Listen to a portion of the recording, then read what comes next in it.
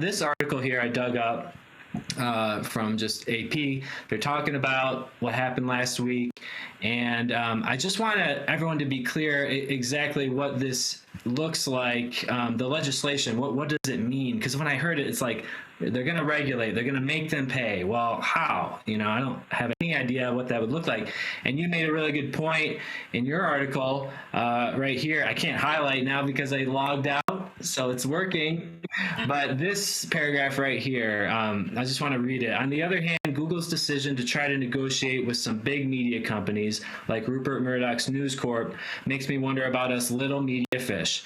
Is Google going to pay the Journal or Tioga Tribune for links that turn up in searches on its engine? And even if they're supposed to, how on earth are we going to know if we're being fairly compensated? So what that would look like is this. If someone searched this Kendra Enget, sorry if I'm definitely pronouncing that wrong, but in Tioga, I just noticed you wrote an article about her on your homepage. So if someone Googled her name, Tioga, North Dakota, you're the first result. So what they're saying is that Google would have to pay to just show that, right? Right.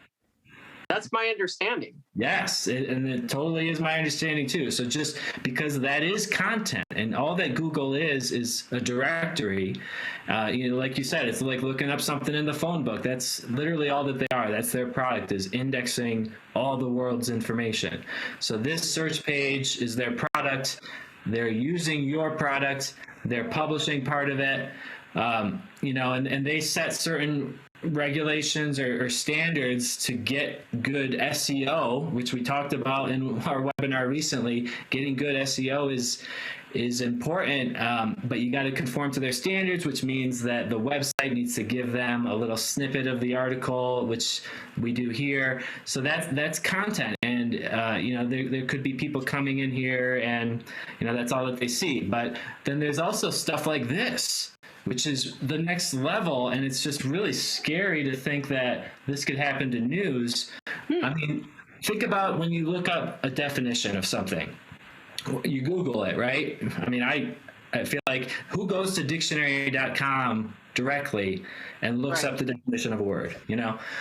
So this is what the end result is. They have scraped those pages, and they have a dictionary now for you right on their page. So there's no way anyone's going to click through to Investopedia and read that article, you know? So whatever, I don't even know what this page looks like anymore. Do they have ads? They might have ads. So they might be trying to monetize with ads. Yeah, there was just an ad, I think, that popped up. But they're not getting any traffic now. The definition's right here. I can expand it. I can see different versions. And then, you know, if it's a Wikipedia article, they'll put a significant amount right here, too, in the little box. I don't know exactly what the term is, but, you know, you can search in here. So the fear for me is that, you know, even if they stop publishing links to us. Let's say, well, I know Google's playing ball, but let's just say hypothetically they weren't, and they, you know, started not showing your articles. You know, they've got this crazy, you know, the technology resources and the engineering resources they have are the best on earth. So they're, you know, they can still scrape the web, and then, you know, what if they start rewriting the story? They see, well, you know, it's kind of reminiscent of those fake community websites. Well, they're not fake, but these websites that are popping up all over the country that are, you know, Divide County News, and they're actually somehow aggregating information that started in our newspaper, and presenting that as though they're the source of it, which they're not. Right, exactly. And that's really frustrating too. Right, and the bottom line is none of these things are. They're all doing it to make money. I mean, let's not forget. The driving force behind all of this, they wouldn't be doing it if they couldn't make money at it.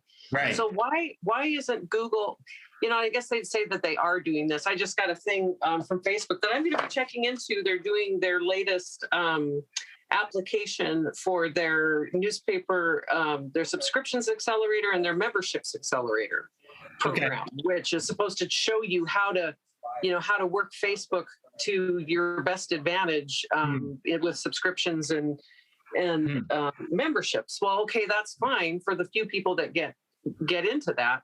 But why wouldn't they overall want to help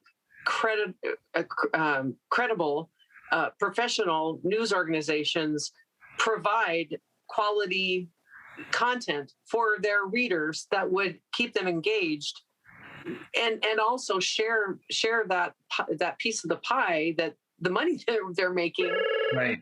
Why wouldn't they want to do that? Because the flip side of that is exactly what we're seeing more and more of, and that is non-credible misinformation, disinformation, and a bleeding dry of actual news organizations, actual people who spend their lives trying to ethically and fairly report on news that is critical to the continuation of our government.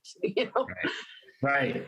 Yeah, it really is those two things combined, but I don't know, it's like a chicken and the egg kind of thing. The disinformation, I mean, there's no question in my mind that's because of the filter bubbles that are just a property of Facebook. It's a feature of Facebook that you will get locked in a filter bubble. You start liking certain things, they show you more of that. They show you things that maybe other people like the same story, so they show you the other stories that they're liking. So you stop seeing a more balanced view of the world, and so everyone's getting kind of pigeonholed, and then the more extreme you are on these platforms, the more attention you're going to get. It's like it's fueled off of rage. And so a balanced, objective approach is just not, it just doesn't get the clicks. Right. And it's, I was just skimming an article the other day about the addiction component of this, that it takes more and more extreme to satisfy desire, something, juicy. Right. It's